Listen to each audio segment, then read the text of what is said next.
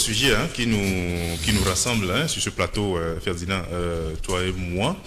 C'est ce phénomène, un autre phénomène qui devient de plus en plus inquiétant dans notre sous-région en Afrique, c'est l'assassinat de journalistes.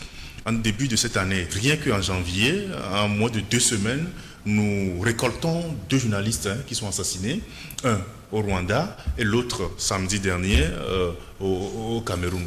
Et Ferdinand, ça fait peur, étant donné que, surtout l'alternative, nous touchons l'investigation, la matière même qui dérange les gens.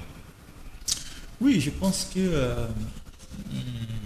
on n'a pas fini encore de commenter ce qui s'est passé au Sénégal avec Pape Niang, qui a été arrêté en l'espace de quelques jours 2 fois, gardé dans des conditions assez effroyables. Et là, on se retrouve avec 2 cadavres dans le placard. Au Rwanda, un accident très suspect dans lequel un journaliste assez critique du régime de Paul Kagame a trouvé la mort. On sait ce qui se passe au Rwanda, on connaît la nature du régime rwandais depuis des années, des opposants qui sont liquidés, même parfois des religieux. Et là, depuis le 17 janvier, il y a un journaliste camerounais qui est très connu pour ces dossiers, ces saillies,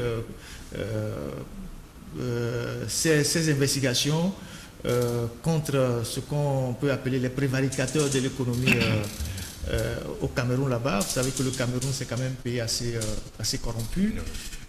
J'y suis allé plusieurs fois, j'ai même bossé en partie là-bas.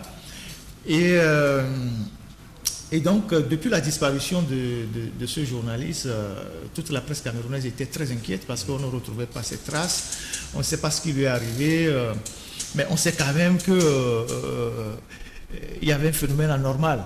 Et donc, tout le monde s'est lancé à sa recherche. Le gouvernement même a sorti un communiqué en disant, oui, voilà, ils ont appris la disparition de Martinez Zogo, qui est le directeur de la chaîne Amplitude, qui anime une émission assez suivie au Cameroun qui s'appelle Embouteillage, dans laquelle il dénonce généralement les voleurs de la République là-bas. Et Dieu seul sait combien il y en a au Cameroun.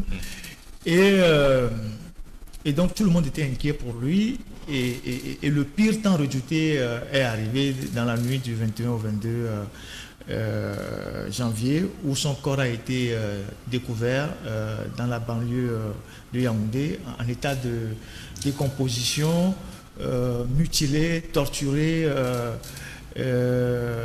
séquestré et puis jeté dans la rue comme un chien. Et c'est le moi total, c'est le deuil qui frappe toute la corporation, l'ensemble de la presse africaine et au-delà, parce que notre métier, c'est quand même une confrérie, c'est quand même une confrérie et c'est un réseau mondial. Lorsque l'un d'entre nous est touché, il y a une réaction en chaîne dans le monde entier. Et depuis hier, je pense ce matin ou hier, je ne sais pas, jusqu'à ce matin, c'est l'indignation par rapport à un crime atroce, odieux, parce qu'il a été enlevé, séquestré, torturé, mutilé, tué, comme un chien, et tout le monde crie justice. Et ce qui vient de se passer nous renseigne sur le calvaire des journalistes, africains et au-delà, et surtout des journalistes qui se retrouvent dans des journalistes indépendants d'investigation qui se retrouvent au cœur des systèmes comme les nôtres. Parce que vous savez, la corruption qui est consubstantielle des régimes autoritaires et qui sont des régimes des régimes qui ont tellement duré, comme au Togo, au Cameroun, en Guinée équatoriale, Congo-Brazza, Gabon. C'est des régimes qui ont connu une mutation à force d'avoir duré, parce que c'est la corruption qui est à la base de l'existence même de ces régimes-là. Donc, à force d'avoir duré, ces régimes se sont mués en une véritable mafia, avec des gangs, parfois qui s'affrontent. Donc, la corruption a envahi tous les secteurs de la société et la société elle-même, à travers ces secteurs que je viens de citer, est devenue une menace même pour les journalistes indépendants. Voyez-vous. Et donc, c'est des bandes criminelles, c'est des réseaux mafieux qui sont parfois la continuité même des régimes politiques et qui n'hésitent pas à s'en prendre à des journalistes qui sont considérés comme des empêcheurs de tourner en rond, des gens qui fouillent dans les poubelles, qui essayent d'informer les populations.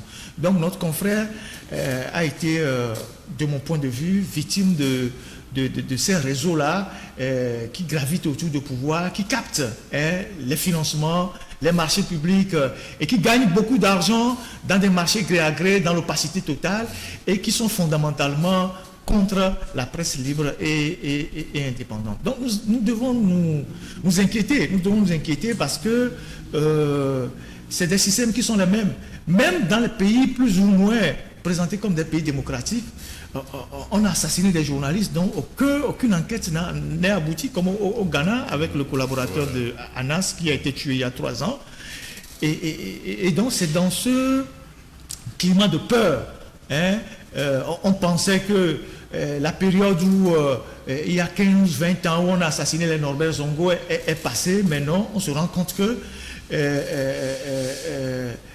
le danger est permanent et tout peut arriver à tout moment si vous ne savez pas où vous mettez véritablement les pieds. Donc nous nous associons au deuil qui frappe la presse camerounaise et qui frappe la presse africaine tout entière. Et nous espérons que, comme le gouvernement camerounais a eu à le dire par un second communiqué qui est sorti, que toute la lumière sera faite pour qu'on sache réellement ce qui est arrivé à ce confrère-là, qui ne faisait que son travail. Je ne pense pas que, même si un journaliste, dans l'exercice de son travail, parfois commet des erreurs, c'est la mort qui doit être la sentence qu'il faut lui accorder. Non. Donc, je ne dis pas que c'est le cas de notre confrère, mais je le dis de façon générale.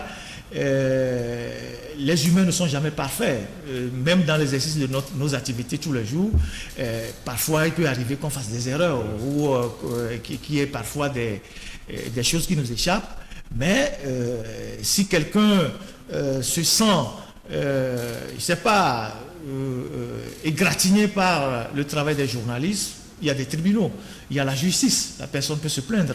Et donc, aller enlever la vie à un journaliste, justement parce que le journaliste est en train de dénoncer la corruption, je pense que c'est un crime. Et les Nations Unies, d'ailleurs, ont classé le crime contre les journalistes comme des crimes contre l'humanité. Et donc, les gens doivent le savoir.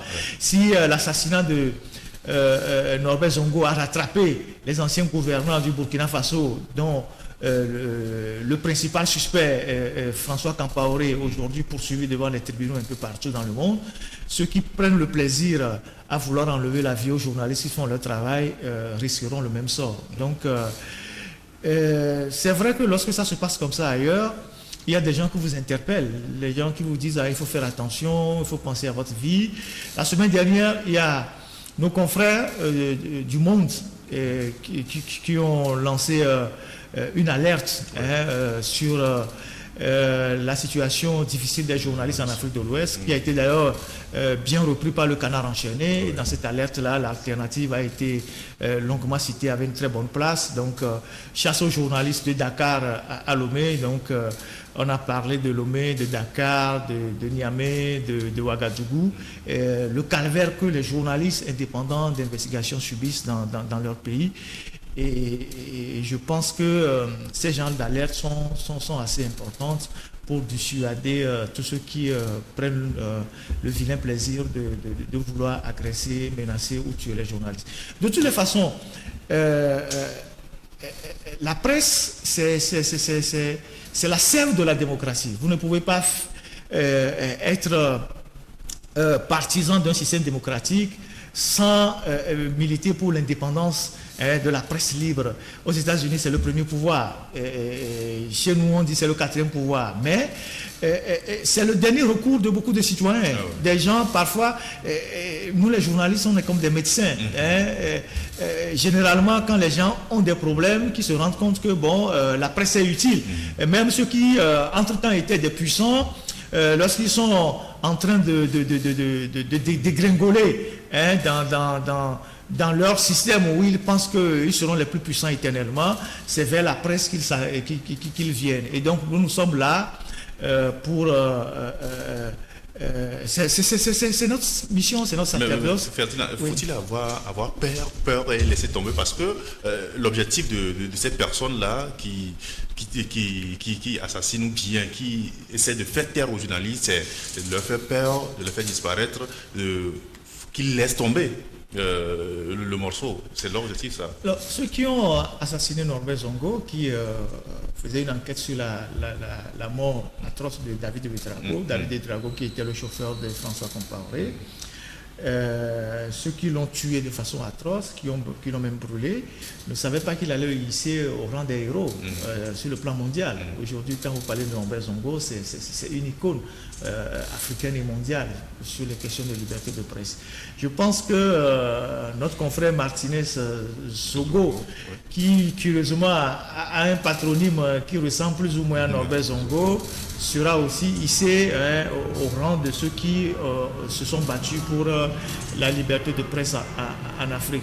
Plus tous les anonymes, ceux qui ne sont pas suffisamment connus, mais qui sont généralement victimes des régimes comme tous les régimes prédateurs de la liberté de presse, comme celui qui vient de mourir aussi au Rwanda. Alors, si la mort de Norbert Zongo n'a pas poussé les gens à déposer la plume et à abandonner les micros, la mort de la mort de notre confrère camerounais ne va pas pousser les gens à abandonner. C'est vrai que il y a un climat de peur qui s'installe.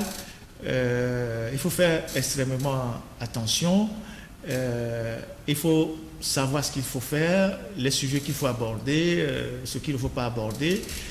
Et il faut éviter de faire des compagnies inutiles, surtout quand vous savez que vous faites l'objet de menaces. Et généralement, on a vu ici, je me permets souvent de revenir sur ce dossier. Il y a un an, certains, dans leur toute puissance, ont cru devoir nous envoyer en prison pour nous faire taire, pour peut-être nous régler des comptes. Il y a eu une levée de bouclier dans le monde entier et ils ont fini par reculer. Mais de cette aventure, quelqu'un est mort. Lorsqu'on est sorti de cette aventure, quelqu'un est mort. Et ce n'est pas des choses qu'on oublie facilement. Et ce n'est pas des choses qu'on va pardonner facilement. Parce que lorsqu'on était en prison, même ici, il y a eu des ministres qui ont pris la parole pour justifier qu'on devait nous envoyer en prison. Parce qu'ils le faisaient juste pour garder eux, leurs petits intérêts au gouvernement. Et ce n'est pas parce qu'on regarde qu'on va se taire.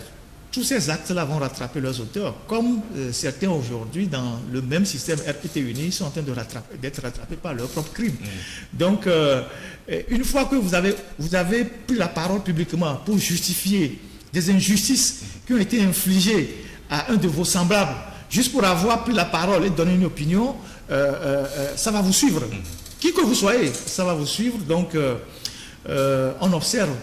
Et il y a quelques jours, lors d'une passation de charge à Néron du barreau, le bâtonnier sortant s'est permis, dans son discours, de dire il y a une certaine presse qui a écrit des articles sur le concours de la CAPA.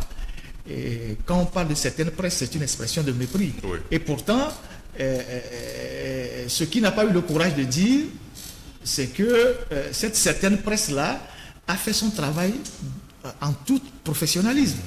Il y a eu des gens qui ont saisi la presse pour signaler des anomalies dans la présélection pour le concours de CAPA. Et les journaux qui ont été saisis, c'est-à-dire Nous et Liberté, on a écrit au barreau dans le recoupement de l'information, on a écrit au barreau et on a rencontré le bâtonnier. C'est vous qui êtes allé le rencontrer pour lui poser des questions, pour avoir sa version des faits. Et il vous a reçu en compagnie des membres de son bureau. Et il a dit non, qu'il ne voulait pas se prononcer sur cette affaire. Alors, d'où vient le fait qu'il va dans une assemblée générale, dans une assemblée des avocats, dire une certaine presse, comme si la presse n'avait pas fait son travail. Voilà comment des gens qui sont des gens qui sont les produits de nos sociétés aujourd'hui, c'est-à-dire gangrénés par la corruption, c'est-à-dire c'est pour ça que je parle de la corruption, parce que qu'est-ce qui amène tout ça? C'est parce que nous dénonçons la corruption. Voilà comment, de façon assez insidieuse, on jette la presse à la vindicte populaire. On a voulu faire croire que les journalistes qui ont écrit ces articles-là n'ont pas fait leur travail. On aurait pu être honnête intellectuellement en disant la presse a fait son travail, elle est venue nous voir, elle a voulu avoir notre version, c'est nous qui n'avons pas voulu nous exprimer. Puisque dans l'article que vous avez eu à écrire, vous avez bien signalé que le bâtonnier n'a pas voulu s'exprimer. Voilà. Et donc, voilà. Or, ailleurs, et même dans ce pays, le barreau a été longtemps le rempart de la liberté, des questions de liberté. Si aujourd'hui, des gens qui sont des gens de droit commencent par être offusqués et du fait que il y a des actes qui sont posés, qui sont dénoncés par la presse et qui les concernent, ils commencent par jeter la presse à la vindicte populaire. Il y a lieu d'être très inquiet. Et donc, il n'y a pas qu'aujourd'hui le pouvoir politique qui constitue une menace pour la liberté de la presse. Tous ceux qui profitent du système tel qu'il est aujourd'hui, qui est un système corrompu, qui arrange tous les groupes organisés, les clans, les secteurs, tous ces gens-là aujourd'hui ont en aversion la presse indépendante parce que la presse indépendante, la presse d'investigation est devenue leur cauchemar. Avant, c'est le pouvoir politique qui tuait. Aujourd'hui, ceux qui ont des intérêts économiques et qui sont parfois liés au pouvoir, ceux qui sont dans des marchés publics, de gré à gré, de façon opaque, ont aussi la capacité, les moyens financiers, les réseaux de faire mal aux journalistes. Donc, nous devons faire extrêmement attention dans ce que nous faisons, éviter des compagnies, savoir où on mange, qu'est-ce qu'on boit, chez qui on va, parce qu'il y a des méthodes. La méthode la plus brutale, c'est celle qui a été servie à ce journaliste camerounais qui a été tué dans des conditions les plus atroces. Il y a la méthode douce aussi. Notre confrère qui est sorti et qui est décédé bientôt 1 an, personne ne sait ce qui lui est arrivé parce qu'on n'a pas fait d'autopsie. Donc, nous continuerons pas à être solidaires. Nous sommes convaincus que la presse indépendante, la presse d'investigation, c'est l'avenir de nos pays. Et il n'est pas question de baisser les bras. Il est juste question de prendre nos précautions, de nous entourer d'un minimum de sécurité, de comprendre l'environnement dans lequel nous travaillons. Et ici, par exemple, à l'alternative, nous ne sommes pas paranoïaques, mais parfois, même quand des gens viennent avec les dossiers ici, nous doutons même de ceux qui nous apportent les dossiers. On se demande si c'est un piège, c'est pas un piège. On reçoit les gens, on analyse, on regarde, et puis après on dit, ça nous intéresse, ça nous intéresse pas. Il y a nos propres pistes que nous-mêmes nous analysons, nous décidons de faire une enquête dans tel domaine, mais il y a des gens qui nous apportent des informations, on regarde un peu, on regarde bien avant de nous engager parce qu'on ne sait pas, on ne connaît pas les intentions des gens. Ouais. Donc, la situation au niveau de la presse en Afrique va continuer par se dégrader. Il ne faut pas se faire d'illusions avec tout le phénomène de terrorisme aujourd'hui qui amène les gouvernants à revoir les tests, notamment les codes de la presse, les codes numériques pour réguler les réseaux sociaux et tout. Les espaces de liberté vont continuer par se fermer. La corruption qui a investi tous les secteurs de la société ont fait que les gens de peu de valeur sont devenus les modèles. Les gens de valeur sont perçus aujourd'hui comme ceux qui sont anormaux. Quand vous luttez aujourd'hui pour les valeurs, quand vous luttez contre la corruption, tout le monde vous trouve bizarre. Les gens disent, mais c'est toujours vous, c'est toujours lui, pourquoi c'est toujours lui? Aujourd'hui, c'est comme ça. Quelqu'un est riche, oui, il a volé de l'argent, où est le problème? Quelqu'un a des milliards, pourquoi vous voulez fouiller dans sa vie? C'est le fruit de son travail, alors que c'est un fonctionnaire, alors que c'est un directeur d'une société publique. Il ne peut pas, à partir de son salaire, justifier une vie d'opulence telle que cela se passe. Mais quand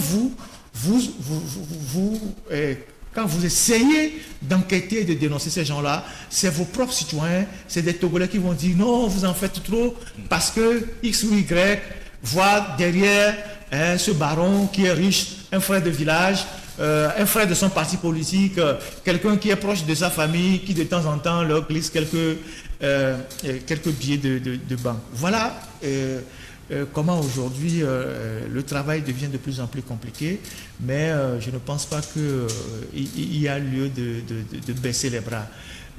Il faut continuer. Il y a eu des périodes plus difficiles que celle-ci, on n'a pas abandonné, mais je pense qu'il faut réajuster notre manière de travailler pour que on ne puisse pas être la proie facile à ces prédateurs-là qui n'ont rien dans la tête que d'enlever la vie de leurs frères.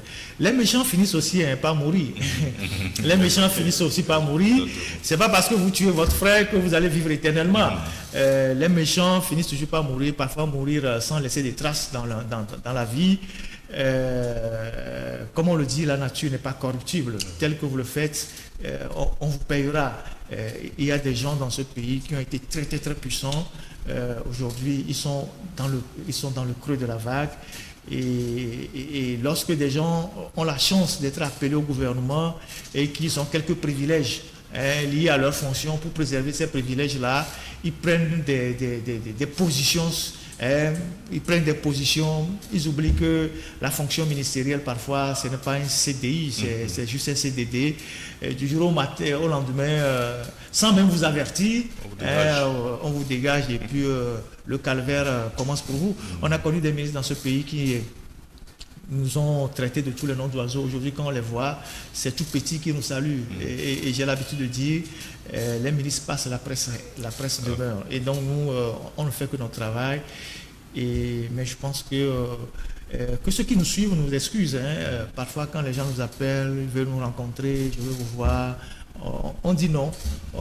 On nous donne des rendez-vous que dans notre siège ici. On dit, avant on peut dire, je te rencontre ici à tel point, par ici, mais aujourd'hui, il n'est plus question. Vous voulez nous voir, vous venez sur notre territoire, et ce que vous voulez dire, vous venez le dire ici. Et puis bon, voilà, nous sommes des professionnels, on sait garder les secrets des sources. Et si ça nous intéresse, on en parlera. Si ça ne nous intéresse pas, on vous dira, bon, allez vers d'autres personnes, quoi. Donc voilà, et je pense que nous avons besoin d'être encore plus solidaires dans notre métier. Et c'est pour ça que d'ailleurs, demain 24, aujourd'hui nous sommes le 23, nous consacrons un article sur notre confrère du Cameroun qui a été assassiné. C'est d'ailleurs pourquoi je prends la parole aujourd'hui pour parler de son cas. Donc, priez pour nous et priez pour nous et voilà. Et s'il y a je pense que on va continuer par prier et puis on verra tout se passer là. Priez pour nous, la prière, on en a besoin, vraiment. En tout cas, merci beaucoup Ferdinand d'être passé. Merci, merci pour... je pense que c'est un enregistrement spécial aujourd'hui. Oui. On devait avoir Francis qui n'est pas disponible, mais on avait déjà prévu faire cet enregistrement par rapport au dossier de l'érosion côtière. Et puis voilà. Et donc je pense que le prochain enregistrement sera consacré à l'actualité avec Francis et bien d'autres confrères. Merci beaucoup. Merci et à vous aussi qui nous avez suivis dans cette émission, dans ce numéro. Nous vous donnons rendez-vous la semaine prochaine. D'ici là, portez-vous bien et bonsoir.